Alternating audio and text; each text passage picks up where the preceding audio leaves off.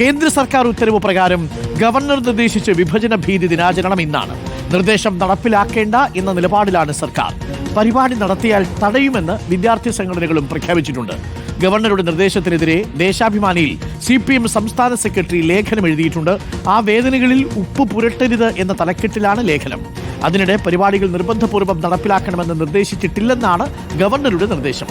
അത് വിഭജനവുമായി ബന്ധപ്പെട്ട ചരിത്രം കോളേജുകളിൽ അവതരിപ്പിക്കുമെന്ന് ABVP സംസ്ഥാന സെക്രട്ടറി ഈശ്വരപ്രസാദ് റിപ്പോർട്ടറിനോട് പറഞ്ഞു. അത് നമുക്കൊന്ന് കേൾക്കാം.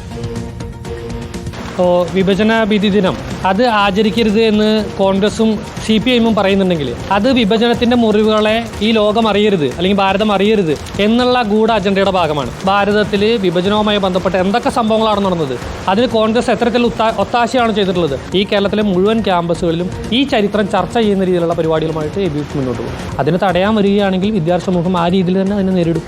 അല്ലെങ്കിൽ വിഭജന സമയത്തുണ്ടായിട്ടുള്ള കൂട്ടപലായനങ്ങൾ, അവിടെ നടത്തിയിട്ടുള്ള അക്രമങ്ങൾ, കാശ്മീരിലുണ്ടായിട്ടുള്ള പ്രശ്നങ്ങൾ, പഞ്ചാബ് ഭാഗത്തുണ്ടായിട്ടുള്ള പ്രശ്നങ്ങൾ, ഈ മുഴുവൻ ചരിത്രത്തെയും വിദ്യാർത്ഥി സമൂഹത്തിൻ്റെ മുമ്പിൽ സെമിനാർ പോലെയുള്ള അല്ലെങ്കിൽ കോൺക്ലേവ് സിമ്പോസിയം പോലെയുള്ള പരിപാടികൾ നടത്തിക്കൊണ്ട് ആ ചരിത്രം അതിൻ്റെ സത്ത് എന്താണ് അത് വിദ്യാർത്ഥി സമൂഹത്തെ അറിയിക്കുന്ന രീതിയിലുള്ള പരിപാടികളുമായിട്ട് സെമിനാർ, സിമ്പോസിയം അങ്ങനെയുള്ള കാര്യങ്ങളുമായിട്ട് ABVP മുന്നോട്ട് പോകും. നമുക്കിപ്പം റഹീസ് റഷീദുണ്ട്. Rahees Rasheed, good morning. റഹീസ് റഷീദ്, ഇന്ന് വിഭജന ഭീതി ദിനം ക്യാമ്പസുകളിൽ ആചരിക്കുമോ ഇല്ലയോ? ABVP പറയുന്നു ഞങ്ങളതുമായിട്ട് മുന്നോട്ട് പോകും. KSU SFIയും പറഞ്ഞു എന്നാൽ അതൊന്ന് കാണണമല്ലോ, തടയും. ഗവർണർ പറയുന്നു നിർബന്ധമില്ല എന്ന് പറയുന്നു. ഇന്നിപ്പോൾ ദേശാഭിമാനിയിൽ MV ഗോവിന്ദ മാഷിൻ്റെ ലേഖനം കൂടിയുണ്ട്. ആ മുറിവിൽ ഉപ്പ് പുരട്ടരുതെന്നാണ് ഗോവിന്ദ മാഷ് പറയുന്നത്. എന്താണ് നടക്കാൻ സാധ്യത റഹീസ് റഷീദ്? ABVPക്ക് സ്വാധീനമുള്ള സ്ഥലങ്ങളിലൊക്കെ എന്തെങ്കിലുമൊക്കെ ഉണ്ടാവും അല്ലേ? Good morning Arun. ABVP അങ്ങനെയാണ് അവകാശപ്പെടുന്നത്. പക്ഷേ ABVPക്ക് സ്വാധീനമുള്ള തിരുവനന്തപുരത്തെ MG കോളേജ് അടക്കമുള്ള കോളേജുകളിൽ അങ്ങനെ ഒരു പരിപാടി നടക്കാൻ സാധ്യതയുണ്ടോ എന്ന് അന്വേഷിക്കുമ്പോൾ സാധ്യത കുറവാണ് എന്നതാണ് അവിടെ നിന്ന് നമ്മൾ മനസ്സിലാക്കുന്നത്. അതുകൊണ്ട് എത്രത്തോളം നടക്കും എന്നത് കാത്തിരുന്ന് കാണണം. മറ്റൊന്ന്, കേരള യൂണിവേഴ്സിറ്റിയുടെ ആസ്ഥാനത്ത് മോഹനൻ കുന്നുമ്മലാണ് VC ഏത് തരത്തിലും സംഘപരിവാർ അജണ്ട നടപ്പിലാക്കാൻ ശ്രമിക്കുന്ന ഒരാൾ എന്നതാണ് അദ്ദേഹത്തിനെതിരെയുള്ള ഒരു വിമർശനം.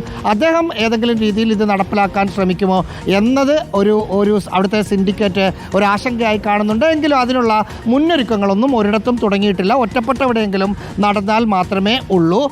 പക്ഷേ ആ വിഷയത്തിൽ CPIM ഇന്നലെ എടുത്ത നിലപാട് ഇന്ന് നേർവഴി എന്ന വ്യാഴാഴ്ചയിലെ സ്ഥിരം ഭക്തിയിൽ MV ഗോവിന്ദൻ വ്യക്തമാക്കിയിട്ടുണ്ട്. കാരണം അത് ഇന്ത്യയുടെ സ്വാതന്ത്ര്യത്തെ സ്വാതന്ത്ര്യാഘോഷത്തിൻ്റെ പൊലിമ കുറയ്ക്കാൻ വേണ്ടിയാണ് പാകിസ്ഥാൻ്റെ സ്വാതന്ത്ര്യ ദിനാഘോഷത്തിൽ ഇങ്ങനെ ഒരു പരിപാടി നടത്താൻ ഗവർണർ പറയുന്നത് എന്നതാണ് വാദം. അതിനകത്ത് പ്രസക്തമായ ഒരു കാര്യം, ഈ വിഭജന ഭീതി ദിനം വന്നതുകൊണ്ട് ഒരു കാര്യം MV ഗോവിന്ദൻ പറയുന്നുണ്ട്. അതായത് ഇന്ത്യ പാകിസ്ഥാൻ എന്ന രാജ്യം എന്ന അവകാശവാദം അല്ലെങ്കിൽ അങ്ങനെ ഒരു വാദം ആദ്യം ഉന്നയിച്ചത് വീർ സവർക്കർ ആയിരുന്നു.